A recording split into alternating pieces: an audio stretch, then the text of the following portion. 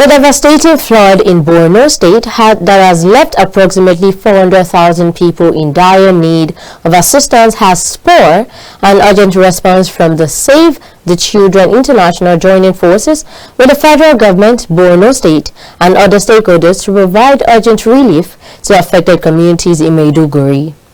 The organization's country director in Nigeria, Duncan Harvey, unveiled an emergency response plan at a press briefing in Abuja. The plan includes multi-purpose cash assistance, restoring damaged sanitation infrastructure to prevent the spread of diseases, and ensuring children's safety and well-being through education and protection services, amongst others. You will have been receiving all the statistics about the scale of this disaster in the last few weeks. So I really wanted to emphasize some of my own personal reflections about what we're seeing, and particularly the impact of this flood on children themselves. As you know, more than 1 million people across Borno State have been impacted by this flash flood, with a hearing of 400,000 people being displaced. 300,000 of those have ended up in 26 displacement camps, and you saw me reporting on Friday from Bekasi camp, which is one of the largest of those. The conditions there are really tough for children in particular.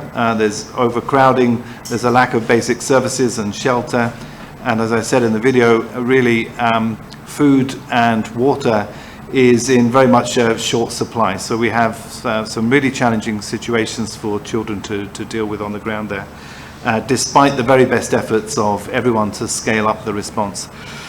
As you can imagine, 300,000 people living in 26 overcrowded camps. As our primary concern at the moment is the short-term needs for food, water, shelter for children and their families living in those situations, as well as supporting children who've been separated from their families. Duncan further stated that there are children who have been separated from their parents due to the crisis. He said the organization will work hand in hand with the federal government and the Borno State government to ensure these children are reunited with their families while also providing more interventions.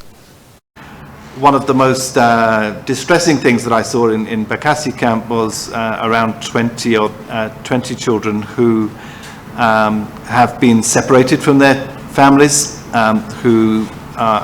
we are making our best efforts with other agencies on the ground to try to reunify those children with their family members, to try to identify where their families may have been relocated to, and that's going to be a strong focus for our child protection team in the coming weeks, is to support those children who've been separated, who are unaccompanied, and try to provide appropriate care for them as we try to retrace their families. As I have to say, it was still shocking to me to see the overcrowding on the ground, the muddy conditions underfoot, and the lack of resources, the lack of services that are in those camps.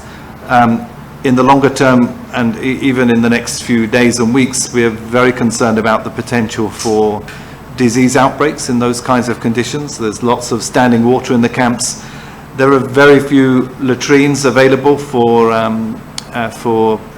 children and families to use, given the very large numbers that those schools and other sites are now accommodating.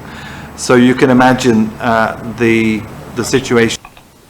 Stakeholders revealed that this collaborative effort aims to address the immediate needs of those affected by the flood, with a focus on vulnerable children and families.